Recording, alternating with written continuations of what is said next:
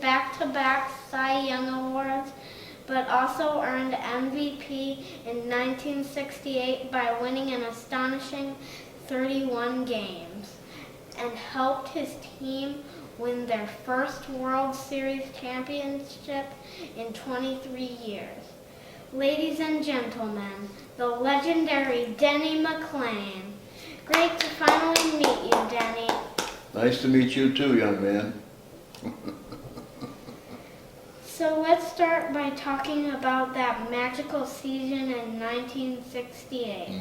What was that run like, and how does it feel knowing you'll be the last 31-game winner in the MLB?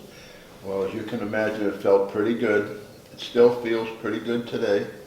And it's nice to see young men like yourself taking an interest in it, to know what happened back then. So we accomplish a lot when something like that happens, an awful lot. So, you know, we have a tendency to not want to pay attention, but every day you pay attention, you get a little bit smarter. Yeah. Right? Yeah. You started your major league career in 1963 with a great game. Can you tell us what happened that day? I won 4-3 and hit a home run. So technically it was a winning run. There was another fellow on the club, and it was Billy Bruton, who also hit a home run back-to-back. I hit one and he hit one. And then we scored, I think in the 7th inning, a couple runs and went ahead of them, and we held them till the rest of the game and beat them 4-3. That's an incredible start, if you ask me. It was a lot of fun.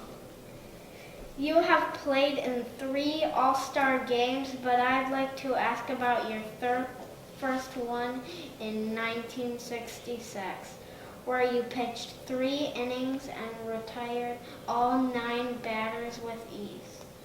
Who were some of those hitters, and would you have ever guessed 8 of them would be in Hall of Fame today? Yeah, it's pretty good, and it was a great moment for me, personal moment.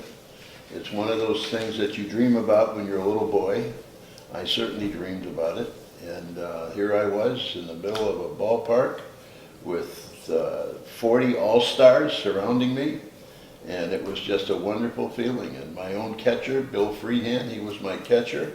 So we not only had the mound, but we also had the catching position in K-Line, who was in right field. So we were having a great day that day. Unfortunately, we lost the game in extra innings, but that's okay. We made a good show of it.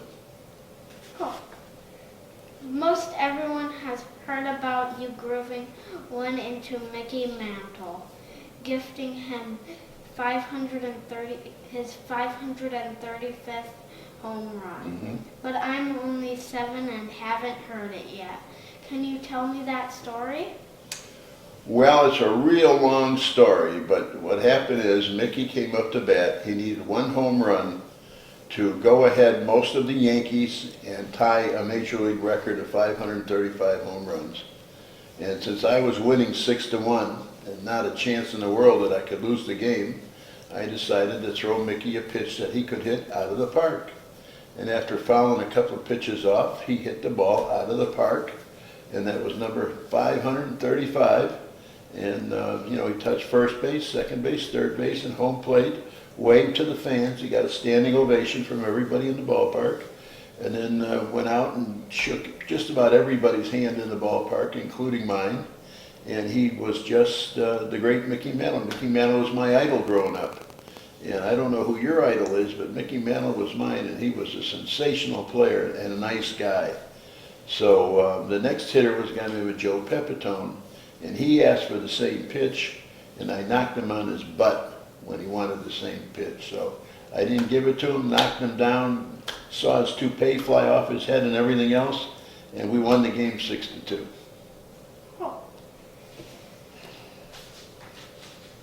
Jim Price stated that you would sometimes disappear for days at a time, but would always be there for the team when it was game time. I gotta know, where did you take off to? I didn't take off anywhere. What Mr. Price is talking about is a mystery to all of us. It never happened. Mr. Price has got a history of telling stories that aren't true. And unfortunately, that's one that really was never true, and he caused a lot of trouble with that story. Because I was always at the ballpark. I had to be there. I pitched every fourth day. So Mr. Price learned a lesson that what people tell him aren't necessarily true, and we proved it to him that day. Okay. Okay? I was lucky enough to have met Al Kaline a few times before his passing earlier this year. Can you tell us a little about what it was like being teammates with Mr. Tiger? Well, Mr. Tiger was Mr. Tiger. We used to call him Mr. Tiger, Mr. Six, call him Six, call him Al. Never call him late for dinner, though. That's a joke. And bottom line simply was he was a great guy to play with. He knew how to play. He always represented the best side of the game. He was a class guy, full of integrity, and he'd be the last guy in the world to do anything stupid out there because he respected and loved the game so much. And so did most people, with the exception of Mr. Price. So all the other things in life, really don't count if you still got your integrity. And one thing during life, you always remember, your integrity is number one. Your parents and then your integrity, right? And life will be real good if you do that.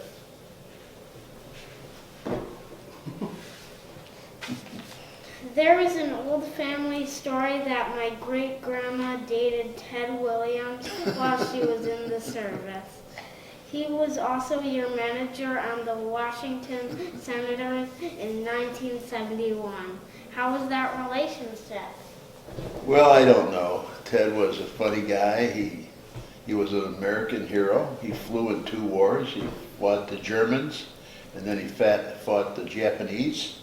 He protected our country, saved a lot of our lives. He was a real hero, an American hero. And every time we'd have a war, Ted would say, "I'm not playing baseball till I go try help win this war." And he did it 3 times. So Ted was an American hero, legitimate American hero. And we should all try to duplicate his life. Fly an airplane, go fight the bad guys, and then come home and play baseball again. What a wonderful way to go through life, huh? Yeah. But you got to be smart. You got to study all the time, I don't right? know where I should put these papers. Here, I'll hold them. Like most Americans, you found ways to make money on the side apart from your MLB salary. One of these ways was on the golf course. What can you tell us about that? Not much, but I used to play a lot of golf. I was a good player at one time. I'm too old now, but back then we used to play a little bit for money. We'd play cards, and we'd have just a bunch of guys having a good time. There was nothing wrong with it. We had a good time. We played different kinds of golf games, and we entertained our friends and had all kinds of fun. Just all kinds of fun, because that's what life can be. Life can be a lot of fun if you do it right. Excuse me. I read somewhere you used to play the organ at a club in Detroit where champion boxer Leon Spinks worked as a bartender. Did you get along pretty good with him? Yes, Leon was a nice man, very nice man. Leon, contrary to what people think, was a gentleman all the time, even when he was drinking a little bit too much. He was always a good guy with the fans, with the people who came into the bar to have dinner and or a drink. Leon was just upper class. He was always a nice man. And you know what else he had? He had time for kids. Every time a family would come in with their kids, he'd make sure he spent, 5 or 10, 15 minutes with the family, with the kids, and talk about education, which is the most important thing you can get in your life, and some of the other things like working out, eating the right food, getting to school on time, doing the things you're supposed to do, and doing those things without being told to do.